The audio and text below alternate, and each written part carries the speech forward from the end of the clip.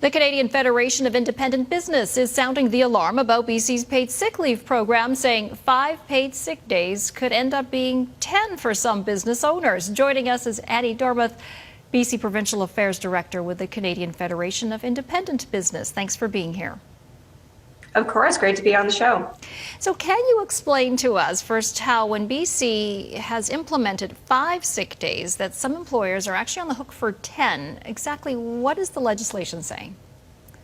Well, of course, whenever there's a big policy kind of enacted, the devil is definitely in the details. So what so many small business owners are starting to figure out now that this policy is in place is that the government's promise of 5 days at a minimum is actually could potentially lead up to 10. And that is all because there's a legislation kind of requirement or piece that says that actually for this year, for example, that these employee paid sick day entitlement actually kicks in on an employee's start date. So straight from the government website, they actually use an example of an employee started in May of 2021.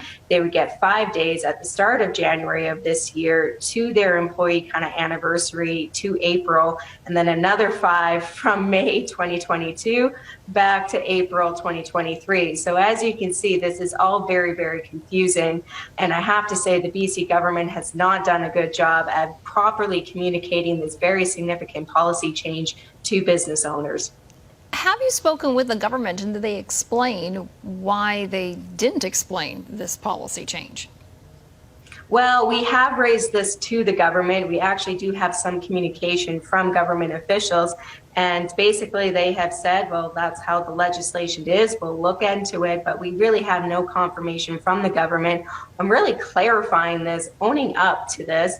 I mean, if this is a legislative kind of oversight, then I'm sure a quick regulation can happen to quickly fix it.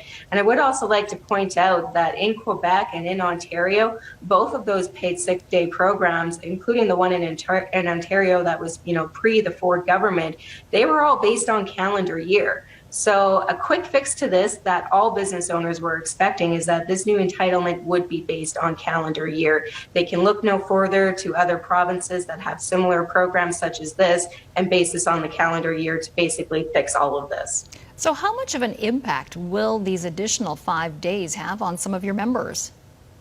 Well, it's important to note that when we surveyed our members over the weekend, nearly 90%, like pretty much 90%, strong majority, said that they had no idea. An additional nearly 60% definitely said that they could not afford 10, let alone they're struggling to even possibly afford that 5. And our phone lines at the CFIB have been flooded basically with business owners trying to figure out this new policy and already coming to us with examples of how much this is going to cost them.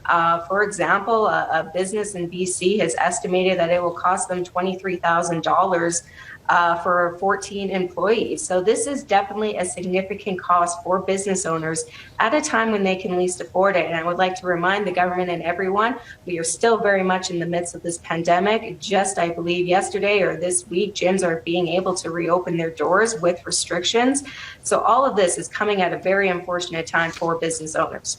Yeah, 23,000 just for one business. That is a significant amount of money, absolutely. So what is the CFIB advocating for in order to straighten this out?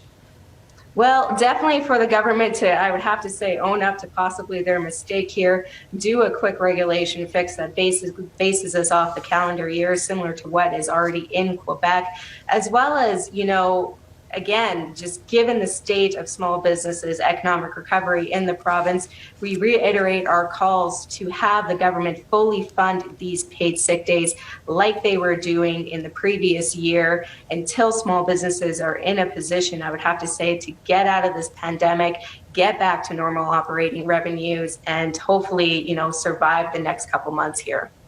Well, thank you so much for making some time for us and explaining this legislation because it is very confusing. Hopefully it's able to be ironed out. That's Dormuth, BC Provincial Affairs Director with the Canadian Federation of Independent Business. Have a great day. Thanks.